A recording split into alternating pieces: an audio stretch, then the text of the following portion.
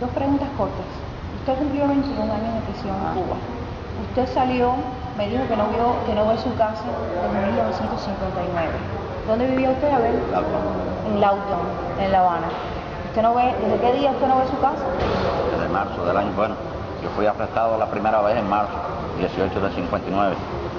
Fui a mi casa cuando me pusieron en libertad y al día siguiente fueron a buscarme. Yo seguí en La Habana, ¿verdad? Y estuve arrestado después 4 veces más, una de ellas me escapé. Porque el problema es que en aquella época yo no tenía técnica investigativa ninguna. O sea, tú caías preso en La Habana Vieja, por ejemplo, que yo caí preso la primera vez, te ponían en libertad o te ibas. Después caías en Mantillo, en Marianao, en El Vedado. Y ellos no tenían ninguna noción o prueba de que yo había estado preso. O sea, no había computadora en ese tiempo.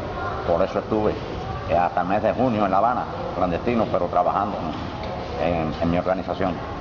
Abel, usted nos estaba contando que usted salió de la prisión, usted lo sacaron de la prisión directo, sí, para el exilio. Sí. ¿Usted quiere hablar de eso un momentico brevemente? Porque esto es lo que está pasando ahora mismo con los presos cubanos. O sea, que esto es un tema de medio siglo ya. O sea, lo que estamos viendo es la tendencia del régimen a salirse de los prisioneros políticos hacia el destierro. Esto, en realidad,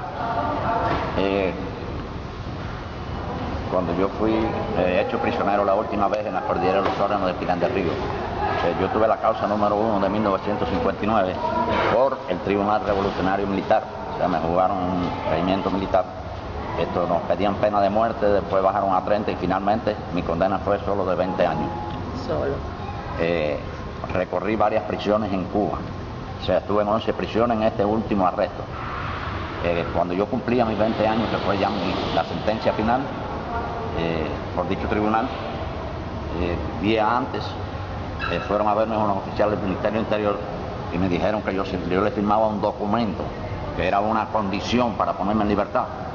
Ellos el día siguiente que yo cumplía los 20 años llamaban a mi familia para que fueran a recogerme, porque como yo era tan joven cuando fui a la cárcel, yo no debía salir solo a la calle. Yo le dije que yo le firmaba la libertad, porque tú no puedes negarte a firmar la libertad con una responsabilidad. Pero claro, yo le dije, yo no tengo por qué firmar a usted ninguna condición, porque yo mañana cumplo mi sentencia.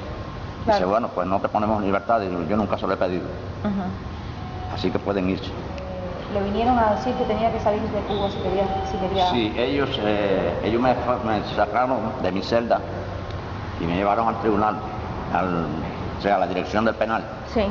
Y me entregaron un documento que decía que yo tenía que abandonar el país en 48 horas. ¿Abandonar el país? En 28 horas, pero no en 48, sí, pero no llegó a 48.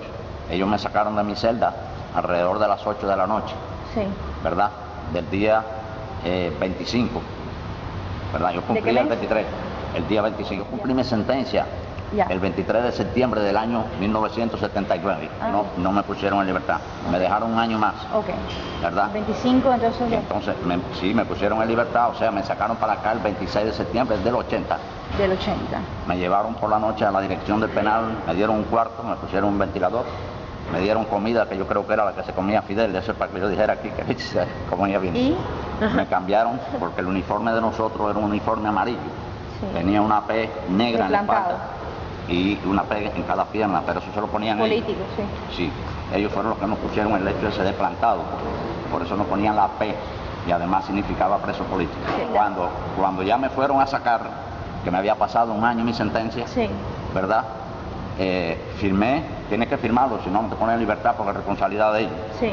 Pero cuando yo leí la carta de libertad, decía, puesto en libertad por cumplimiento total de la condena. Yo le dije, yo se lo voy a firmar de todas maneras, pero aquí hay un error. Me dijo, ¿por qué? Digo, que aquí dice cumplimiento total de la condena. Sí. ¿Verdad? Pero el cumplimiento total de mi condena hace un año. Sí. Y se echó a reír y me contestó y me dijo, porque ellos no tienen argumento. ¿Tú sabes lo que pasa? Que los 20 años tuyos te los contamos día a día. Allí tenían a mi madre. Ellos me hicieron el pasaporte. Y cuando llegué al aeropuerto, antes de montar el avión, un oficial de ellos, del Ministerio del Interior, me pidió el pasaporte mío y el de mi madre. Y le dijo a mi madre, toma vieja, así. Y me dijo, ya tú lo necesitas porque ya tú no eres cubano. Y yo le contesté, algún día yo le voy a demostrar a usted que yo soy cubano, pero mejor cubano que usted, porque usted es un cubano mal nacido. Y me dijo, me estás ofendiendo. Digo, bueno, mira, llévame para la cárcel otra vez. Dice, no, esto es una orden del ministerio. Digo, entonces tiene que dejarme ir. Me estaba comentando de prisioneros que murieron en huelga de hambre en Cuba. Sí, mira, Zapata fue el número 11 de los muertos del presidio político, ¿verdad? El primer muerto que tuvimos nosotros en huelga de hambre fue en los pabellones de Castillo, en la prisión de Isla de Pina, en las celdas de Castillo. Roberto López Chávez, que murió el 12 de noviembre de 1966. Después de eso ustedes tuvimos, tienen documentado. Sí, yo lo tengo todo documentado. Después de eso, nosotros tuvimos 9 más en huelga de hambre. Uno de ellos, que es el que más se menciona, que yo no estoy de acuerdo con eso, porque todos eran iguales. Todos son iguales. Y este que te voy a mencionar era como mi hermano también, mi compañero Pedro Olivo Ortega, sí, que murió el 25 de mayo de 1972. Nadie lo vio morir. Nadie lo oyó morir, excepto yo, sin saber que era él. Porque me lo pasaron en una parihuela, llevaban tapado con una sábana completa, sacaron de donde él estaba, porque él estaba separado de mí en una galera pequeñita, con un grupo más de gente, donde estaba Eloy Gutiérrez Menoy, Uber Mato, Pepe Puyal, en fin, habían alrededor de 15 en esa galerita. Yo te voy a regalar cuando vayas ahora un librito del diario de la huelga de Pedro Ruiz, porque uno de nuestros compañeros, que fue el que lo atendió todo el tiempo, desde el primer día, lo iba escribiendo. Sí, yo lo sé, sí, a mí lo regalaron en España el libro, lo tengo. Sí, Osvaldo Figueroa Galvez. ¿Cómo no? Esa fue la realidad. Entonces, nosotros teníamos comunicación de lejos porque nosotros teníamos mímica, inventada por nosotros.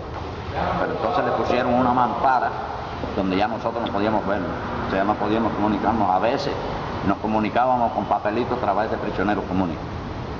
Y una semana antes de morir, o sea, el día antes de morir, una semana antes de morir, entró un oficial de la seguridad del Estado, llamado Ernesto Valdés, donde estábamos nosotros, o sea, que venía del otro lado, y nos dijo, y tengo que decir textualmente las palabras que nos dijo. Fidel dijo que dejáramos morir a Pedro Luis para que no siguieran jodiendo más con él en el exilio. El día que él murió, que lo sacaron de allá, la galera donde yo estaba tenía unas ventanas muy pequeñitas, rectangulares, altas. Entonces, para yo poder ver el pasillo, yo tenía un pedazo de espejo en un palo escondido. Me encaramaba en la cama y miraba. Sentí que se abrieron las rejas de ese pasillo y sentí los movimientos. Me encaramé y traían el bulto aquel tapado y conducido por 2 militares. Entonces venía además un oficial, teniente, y un sargento, conocido por nosotros, con un rifle y una silla. Entonces al final de ese pasillo había una celda triangular. Entonces entró el oficial, el sargento se quedó afuera, entró el oficial con las 2 personas que nos fueron, dejaron aquello allá adentro, salieron y cerraron otra vez, y el sargento se sentó en la silla con su rifle en las piernas. Entonces los maullidos que ellos no se callaban. Yo te digo que a las 2 de la mañana, porque yo calculo que desde el momento en que lo metieron allí, que lo sacaron, pero ya te explico que yo no sabía que era Pedro Luis, porque no lo vi, no lo veía, y tampoco sabía que lo había sacado de allá. Y los maullidos aquellos. Entonces yo calculo que 2 horas, por eso te digo que a las 2 de la mañana del 25 de mayo de 1972. Entonces el maullido aquel fue una cosa así, de momento que se cayó y se paró. El sargento se paró, fue a la reja principal y le dijo, llave, llave. Y llave le dijo, dime, se llama a la dirección y dile que ya. Y vino el oficial otra vez con los 2 militares, abrió, lo sacaron y salieron con él. Lo pusieron al final del pasillo, lo pusieron en el piso. Pero también había una mampara, pero nos agachábamos acá en la reja y veíamos aquello. Entonces, a las 8 de la mañana nos llevaban el desayuno, nosotros le llamamos guachitupa, porque era agua con azúcar y pan. Y cuando me fue a servir, yo me arrimé y le dije, oye, hay un muerto allá afuera, me dijo, ese es Pedro Luis.